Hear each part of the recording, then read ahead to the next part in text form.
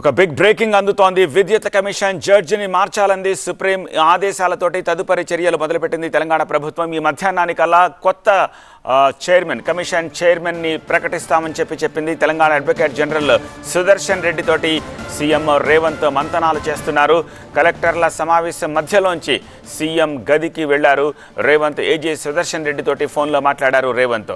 విద్యుత్ commission judge మార్పుపై చర్చ జరుగుతోంది. పలువురు సీనియర్ జడ్జిల పేర్లను సూచించారు ఏజీ. కాసేపట్లో కమిషన్ చైర్మన్గా కొత్త జడ్జి పేరును ప్రకటించే అవకాశం ఉంది.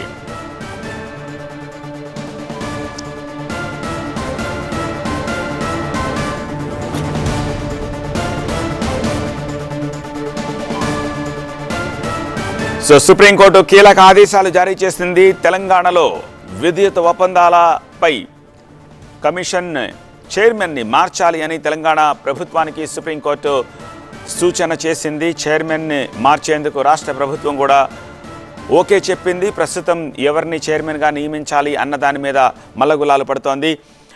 మధ్యాహ్నం 2 కమిషన్ చైర్మన్ పేరును వెల్లడిస్తామని రాష్ట్ర ప్రభుత్వం తరపున న్యాయవాదులు సుప్రీంకోర్టుకి చెప్పారు. కాబట్టి మరికొద్ది సేపట్లోనే విద్యుత్ కమిషన్ చైర్మన్ కొత్త చైర్మన్ పేరు రాబోతోంది.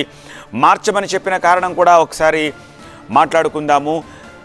ప్రెస్ మీట్ కండక్ట్ చేయడంపై కమిషన్ ఎంక్వైరీ జరుగుతూ ఉండగా ప్రెస్ మీట్ కండక్ట్ చేయడంపై కేసీఆర్ సుప్రీంకోర్టుని ఆశ్రయించారు. ఈ నేపథ్యంలో సుప్రీంకోర్టు కూడా కేసీఆర్ పిటిషన్ తోటి కొంత ఏకీభవించింది. ఈ నేపథ్యంలోనే కమిషన్ని కొట్టేయాలనడం సరికాదు, కానీ కమిషన్ చైర్మన్ అలా చేయడం సరికాదు. కాబట్టి కమిషన్ చైర్మన్ని మార్చమని చెప్పింది. ఈ నేపథ్యంలో మరికొద్ది సేపట్లో విద్యుత్ కమిషన్కి సంబంధించి కొత్త చైర్మన్ రాబోతున్నారు. జస్టిస్ నరసింహారెడ్డితో జ్యుడిషియల్ కస్టడీ కమిషన్ ప్రస్తుతం ఉంది. ఇప్పుడు ఆ నరసింహారెడ్డిని మార్చి కొత్త కమిషన్ చైర్మన్ని ప్రకటించబోతోంది గవర్నమెంట్. దీనికి సంబంధించి మరింత సమాచారం అందించేందుకు మా ప్రతినిధి శ్రవణ్ ప్రస్తుతం మనకి లైవ్లో అందుబాటులో ఉన్నారు. శ్రవణ్, పేరు డిసైడ్ చేశారా? సుప్రీంకోర్టుకి ఆఫ్టర్నూన్ కల్లా చెప్తామని చెప్పారు కదా న్యాయవాదులు.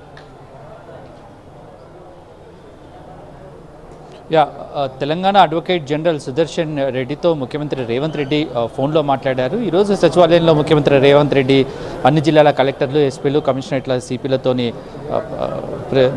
మీటింగ్ నిర్వహిస్తున్న సందర్భంలో ఢిల్లీలో ఉన్న సుప్రీంకోర్టులో ఈ కేసుకు సంబంధించి కేసీఆర్ ఒక కేసు వేయడం జరిగింది. యాక్చువల్లీ గత నెల 11వ తారీఖున justice L Narasimha Reddy power commission మీద ఒక ప్రెస్ మీట్ పెట్టి మాట్లాడారు. ఆ ప్రెస్ మీట్లో విచారణ జరుగుతున్న తీరు గురించి, అందులో తన పరిధిలో ఉన్న తన అవగాహనకు వచ్చిన విషయాల గురించి మీడియాతో చెప్పిన సందర్భంలో దాన్ని తప్పుపడుతూ కేసీఆర్ తరపు న్యాయవాదులు హైకోర్టును ఆశ్రయించడం జరిగింది.